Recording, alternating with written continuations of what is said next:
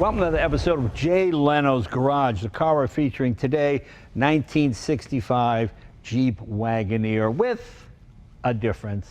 You know, we do an awful lot with Jeep and Chrysler and, you know, the Hellcat and all the cool products. And the fun thing about this company is it's all really car guys. And obviously you've got your serious work where you got to make your Jeeps and your Gladiators and all that. But sometimes the team likes to go back, look through their heritage and sort of reimagine what it might be like. In this case, what if you took a 1965 Jeep Wagoneer and updated it? Not so much restomod, because when you hear restomod, you're always thinking just high horsepower and fast, and it is that too, but it's just reimagining the whole vehicle. In fact, they've given it to their design team. Chris Piscitelli, am I saying that right? Absolutely. Good to see it. Now, what is your official title? So I am a design manager in the product design office. Okay. Now, as a designer, and you're a young guy, see, to me, this is my era, but for 65, this must be kind of like something from the Civil War to someone like yourself. Had you had any experience with Jeeps of this era? I think everybody, the fact that this particular Jeep ran for so long, you know, from 64 to 91, it was essentially the same. Yeah, it's true. So one of the interesting things about this is that it pulls everybody's heartstrings. Right. If you had one, you know, I've been in plenty of them more from the 80s with the full bark and, you know, the corduroy seats and whatnot. Right, right. But I grew up in a family of old car enthusiasts. So okay. Yeah, I always have an affinity for the older stuff. Okay, so how does it work? Does the Jeep, the corporation, come to you and say, listen, you guys, we want you to take one of our heritage products and update it? Is that simple? A little bit. So we do a few of these concepts every year for Easter Jeep Safari. And for this one in particular, my boss, Mark Allen, we've been tossing ideas back and forth, and he said, I think we should do a Wagoneer. And so we started looking on Craigslist, found a pretty complete, nice Wagoneer that wasn't that far off of this color, and knew immediately that was the one. Okay. So we brought it back, and that's when the pencils hit the paper and started getting into it. So what's the first thing you think of when you see a vehicle like this? Is it giving it more power? Is that the first thing? Not necessarily. This one, you know, it was kind of known as the first luxury SUV. Mm-hmm. But realistically, it's kind of a station wagon with four-wheel drive. So for us, it was a chance to kind of reproportion it to be, still have the kind of vintage flair and not throw that out, but do it in a way that was a little bit more updated proportionally. So that's why we ended up extending the wheelbase out and kind of pushing the rear axle rearward and pushing the front axle forward and then opening up the wheel wells. Well, it's funny because when I looked at it, I went, oh, it looks a little different than I remember, but I can't put my finger on it, which is really, I think, what you're looking for. Absolutely. Because to me, if you said this was a totally stock 65, I go, it is? Oh, okay, maybe it is. Sure. But then when you tell me it's not, I can see where it's not. Yeah. The wheel wells are a little different. Are these bigger? Yes. So what we did was I raised this up. So typically there was no wheel flare on the original narrow bodies. That's what I thought. And the wheel well was a little bit further down. Mm-hmm. So I kind of added these to raise it up and then also widen it out a little bit so that we could fit a 33-inch tire without looking goofy. Right. And then moved it a little bit forward. And then the real magic happened in the rear because the feature line of the old ones came up and over the kind of a skirted wheel well, mm-hmm. and then went all the way around the back. Well, when you cut a bigger wheel well in there, what do you do with all that stuff? So we had to reshape the entire quarter of the car. Okay, but nicely done, and I like the period look to the color. I'm glad you didn't black out all the shiny, not the chrome, the polished aluminum, because I missed that. Was this originally chrome or was it always white on these? Do you remember? The original ones had three-piece bumpers. I wanted to, the nicest ones never fit right, so mm-hmm. I wanted to revisit that. So those are actually Chevy C10 bumpers from the 60s that I flipped upside down and then cut and V'd for the front and straightened out for the back. So kind of just a play on the original kind of low-level bumpers, but with a little bit cleaner look. And what do you have for brakes? You have discs in the front? Four-wheel disc brakes. So you got four-wheel discs, which it never had, right? Right. Okay. Did it even have discs? Now I'm racking my brain. I don't think maybe by the late 80s or 90s. Oh yeah, the later ones did, but this one for sure did not. Okay. Yeah. Okay. So you got four-wheel discs. Yep. Okay. So it's the axles and actually most of the suspension is very similar to what you'd find under a JK Rubicon. Mm-hmm. So we got rid of the front and rear leafs in favor of a four-link coil setup, mm-hmm. and then went with Dynatrac axles, which have E-lockers. So it's got locking front and rear differentials. Okay. So it actually will and does wheel pretty well. It gets out there and So you can convert it to two-wheel drive if you want. Yeah. So now, is that electronic, or do you have to get out somehow? it's got a manual T case. Oh, okay. Yeah. Okay. So it's a lot of the Wagoneers had quadra-track and kind of full-time four-wheel drives. We got rid of that in favor of a mechanical T case, so you can run it in rear wheel or four wheel. Yeah, I like the period look to everything. The colors are fantastic. Thank you. And it looks like almost a corduroy type fabric you have in here. Yep. It's not corduroy. What It's is it? something that I think you'd find on an old speaker, you know, like a... Yeah, it's like a burlap or something. Yeah. I'm not sure what that is. Yeah, but I put some strange headliners in these things. and of course, automatic transmission. I'm sure the audience is now thinking, what engine? Let's show them the engine. Absolutely. It's a Chrysler, so of course Yep. it has to be, well, you show them. Let's Okay, take a look. yeah. So we went with a 5.7 crate Hemi All right. and mated that to an automatic transmission. So it's not crazy horsepower, Nope. but it's what Rolls-Royce would say adequate. Absolutely. So what are you looking at? About 380 horse, something in that neighborhood? Yep, just about. Yeah. Okay. Yeah, and then it's so it's mated to a automatic overdrive trans, and then it has a like I said, a manual T case, and it's you know it's nice because it's I had a Wagoneer for a while, and every time I get into it, even the last ones that they made in '91 were carbureted, so mine was a 70s, and I had to do the dance. Right. You know, every time I got in, it was a little prayer and a couple of stomps, and Yeah. but it's nice to just get in and turn the key. No, it is, and it's nice, and it's not a crazy 800 horsepower monster. No. It's a really practical car. I mean, you could use this every day, and I would guess there are people who would rather buy this than even a new one, just because it's got a bit of just nostalgia to it. It I does, guess. yeah. It's got a lot of personality for sure. Yeah. Very cool. Very cool. Thank you. What else? Okay, oversized radiator. Everything is easily accessible. All kinds of room in here. Oh yeah, absolutely. Okay. All the body work, everything I guess from the belt line up is totally stock, right? Yeah, pretty much. I mean, there's nothing done to the roof, Nope. nothing channeled or chopped or any No, of that. nope. And of course, you got your side. You got to have that. Nobody has these anymore. That's Right. pretty cool. We did replace the glass with that kind of Coke bottle tinted glass, Right. just because I think the look of it, you know, adds to the nostalgia, especially when you're inside it. And look riding at that along. dashboard. That's a metal dashboard. You hit your head on that, they hose it off and sell it to somebody else. That's the key, boy. There you go. No padded dash on this thing. And you got a pipe so you can smoke. There you go. Smoke, hit your head on the dash. So if the lung cancer doesn't get you, the bash to the head will. Yes, sir, Bob. That's what I call outdooring. Wow, it's really cool. You know, it looks long. Is the physical wagon longer as well? No, so we left the body length alone. It seems so huge to me now. I don't know why. Is it because it's sitting higher? Is it because the wheel wells are cut? It looks like it's longer than I remember them being. Maybe. I mean, and part of it might be the wheelbase, Yeah. you know, having been stretched and a little bit bigger tires, so it sits up a little higher. Reads more like a newer SUV, and they're Right. typically quite a bit bigger. How about suspension? What have you done there? So the suspension is a link coil setup. So it's 4 links, front and rear. The original ones were your extra squeaky leaf springs, so we've done away with that. And then the frame we actually left alone. A lot of people asked us, well, did you just put it on a modern frame?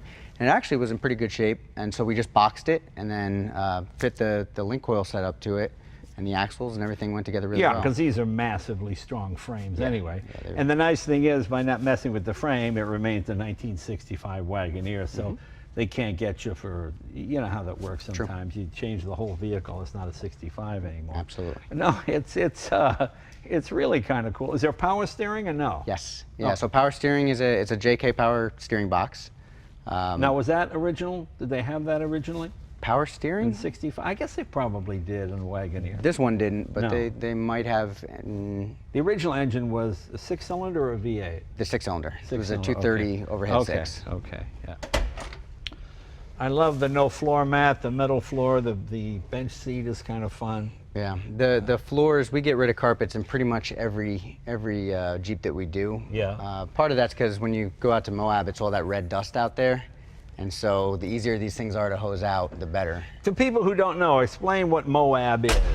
So Moab is a town in Utah, and each year thousands of people converge on it the week before Easter for the annual Easter Jeep Safari. Right. It's not our event. It was actually created by the Moab Chamber of Commerce in the mid-'60s to kind of generate tourism, and it's blossomed into a really, really big event. And are there like Gymkhana type events for Jeep owners? I mean, Not there. I'm sure they're, more of the Baja scene, but Right. in Moab it's mostly slow crawling. It's the big, really big rocks. So there's some of the more. There's two different types of terrain out there. There's kind of softer rolling hills, but pretty serious climbs, and then there's more technical stuff too. Well, this has really caught on in the last couple of years, much like Singer reimagines the Porsches, the air-cooled Porsches. I see more and more people.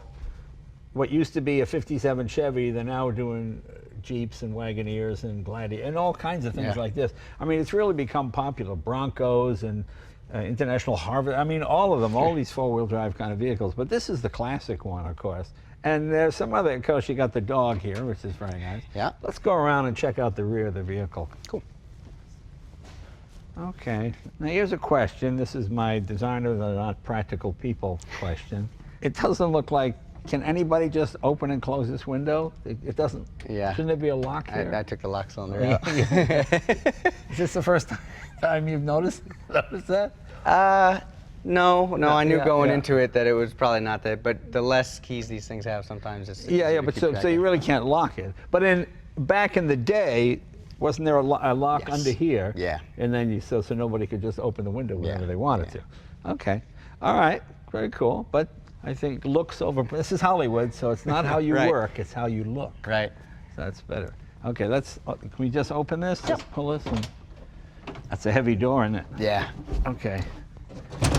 All right. What do we got here? We got the family luggage, and like I mentioned, this had a 230 overhead 6 in it. Right. And that motor was going from the get-go, but I love the valve cover on it. Okay. It's such a cool looking piece, so the artist in me decided we needed to reuse it somehow. So you can't move the toolbox to get any other luggage in there. Well, I only Yeah. bolted it down because I was really fearful that it was going to walk off. Because Okay. everybody who saw it said, I kind of want one of those. Yeah. Oh man, this thing's not going to last. Okay, So for you now, bolted- it's okay. bolted down. All right. And this is luggage. The luggage, yep. So that's also bolted down, but that's because that hides a functioning cooler. A functioning cooler. Okay. Yeah. All right. Keeps there you everything go. cool. And the nice thing is, if anybody wants to steal it, you just roll down the window and open the door. They could try. Make That's it why I easier. bolted everything down. Bolted everything down. Okay, that's very good. See? But boy, that is a heavy door. When the men were men and the women were glad of it. Yes, sir, Bob. Look at that door. There you go. Then you. Has it got air conditioning? No. No air, so really roughing it. So. Yeah.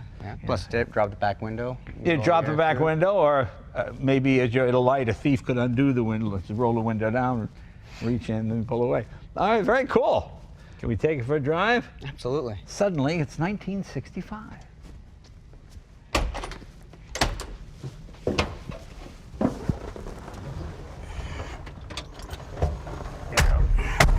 There you go, that's a door.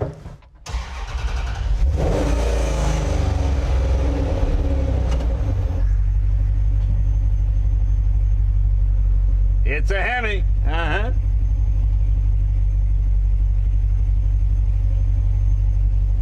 What's that whistling I'm hearing? Is that a fuel pump? Yeah, it's electric fuel pump in the tank. Oh, okay. The V8 engine makes quite a difference. Really makes it enjoyable. Yeah. Yeah, we didn't want it to be too aggressive, but having the pep when you need it is kind of nice. The 65, I'm guessing this is probably about $3,200, something like that. It's funny because the truck now is kind of a best of, the trim, the grille, it's all Right. kind of a mix of 60s pieces that, we took from J trucks and Wagoneers, just kind of our favorite take on things. So do you always want to be a designer? Yeah.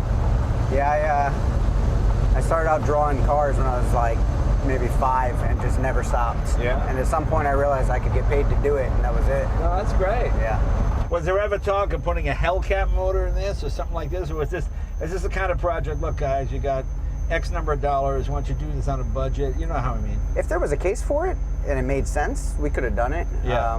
But for this one, it wasn't really about the massive powertrain. Right, it was more right. about just kind of a nice, updated, reliable power source, and then you know, something that was just going to be really nice, functional, and just get the job done, you know? It's fascinating to me that there was no padded dash in 65. I guess this is considered a utility vehicle, not a passenger car. So that must have been, because I think most of the manufacturers had some version of a padded dashboard by early 60s. Yeah, and they did put padded dashes in these eventually. I think it's funny because these get considered the first luxury SUV because they were the first four-wheel drives with automatics. Right. But you're absolutely right. Some of those details, you know, the fact that these were more, you know, Jeeps and the early Remember Kaisers. the great one, didn't Jeep or American Motors have the Eagle? Yes. You talking about the one in the 80s or the Golden Eagle? The early one that was four-wheel drive. Oh, yeah. And that was, they didn't know what would happen with that. It turned out to be a huge cult vehicle. Yeah. Anybody with snow or, you know, look, Yeah. any kind of Colorado, anywhere, Wyoming, boy, they were a huge hit. Well, and they're getting, that whole idea is getting more popular now than ever, right? The crossover, the Right. almost like raised sedan, because they had a sedan, they had the fastback, and a wagon. It goes all right, it's got some power. Yeah, absolutely. Yeah, you asked about the Hellcat. I think if we put a Hellcat in this, the story would be about the Hellcat. Right, and right, not necessarily, you know. I love the fact that it's all metal. I feel like I'm riding inside a refrigerator because everything is metal wherever you go. Well, that's why you got these advanced lap belts. Yeah. Safety first.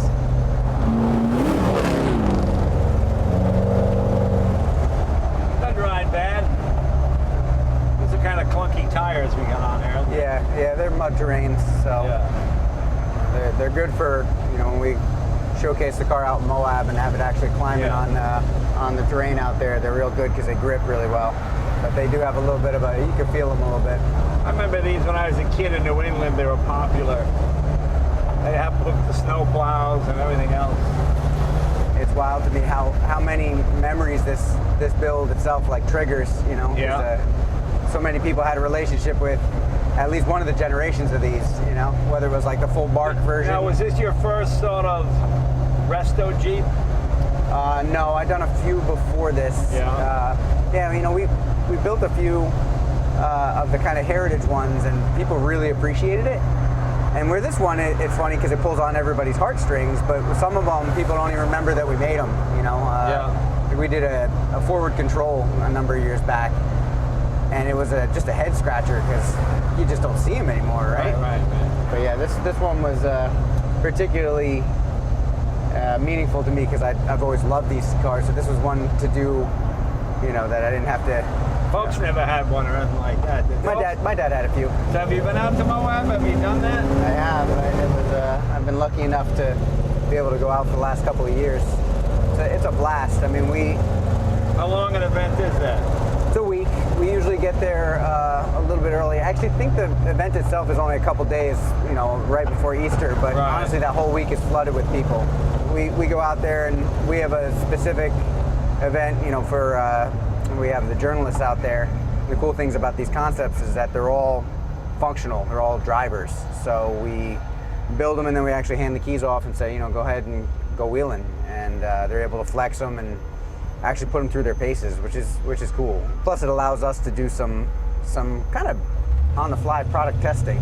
You know, we're able to kind of check out, you know, kind of hide some things in plain sight. You know, right. Whether it's something like new colors or a little bit of tech that we're looking at, just to kind of get it right out there with the customers, because there's thousands of them, and Jeep people are super vocal.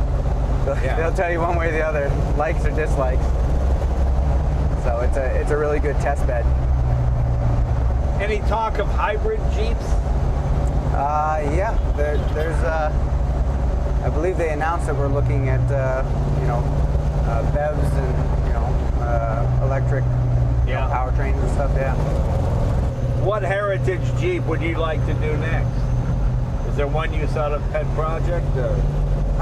You know what? I've been looking at. I think eventually I'd like to attack a CJ5, only because it'd be a huge challenge in the sense that it's a pretty good looking Jeep. You know, it's when styling kind of got involved. You know, it was after the flat fenders when it became more than just a streetable tractor. Right. So it'd be kind of interesting to wrap my head around how to modernize that. You know, or do something, again, a little bit off the beaten path where it's a head scratcher. But honestly, I mean, I go down the spiral of looking on Craigslist and eBay and find there's more projects than I can get my head around. There's so many opportunities, you know. You got anything at home you're working on, apart from? Oh yeah. I'm a tinkerer, so I got a couple of projects. I have a 29 Model A Roadster pickup, which is that's what I got that early Hemi in. And truthfully, that's more of a collection of parts at this point than it is a functioning vehicle, but slowly building that up as an early hot rod. And my daily is my 54 Savoy. So 54? Yep. Yeah. Just kind of doesn't go fast or still got the 6 in it? Yep. Flathead 6, 3 on the tree. You know, that's an incredible motor, that Flathead 6. I've got a 41 Plymouth. Okay. And it will sit for a year, sometimes a year and a half.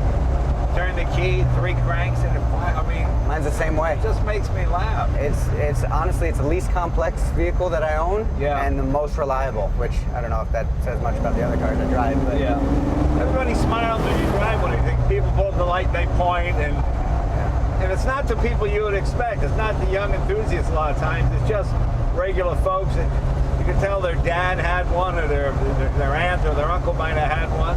You know, and it brings back a lot of memories for people. It's fun.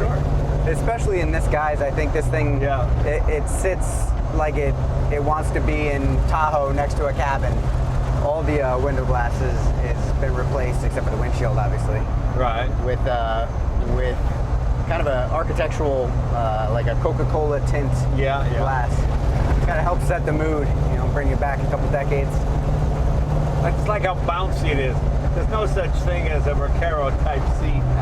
You just sit on a piece of wood with some foam on it. Yeah, well, you got 2 suspensions. One's in the seat, one's under the car. Yeah, there is your seat. Yeah.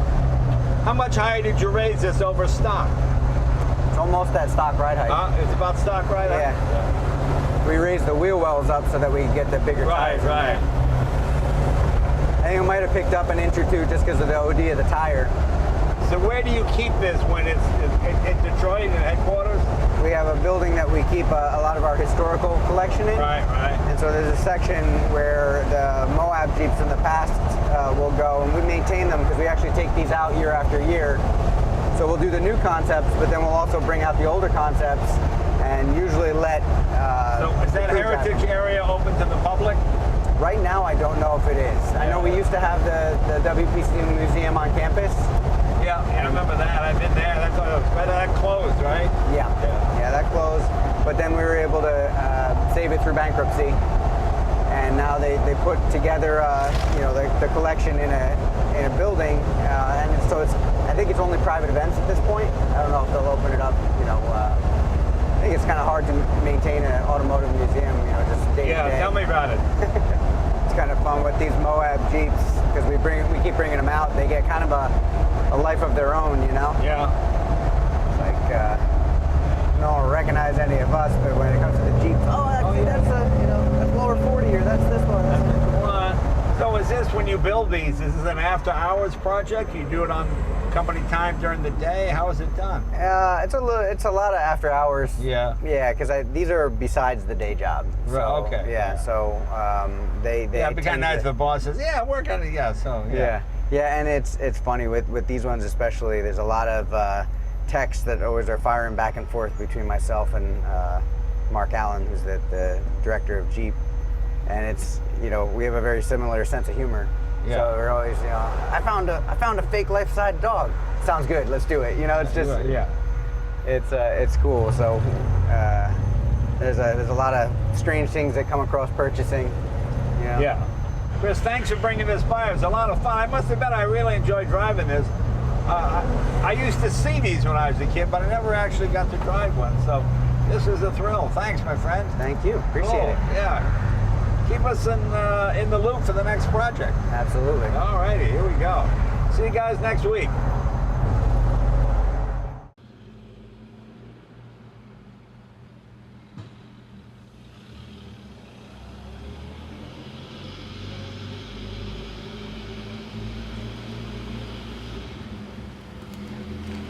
Thank you.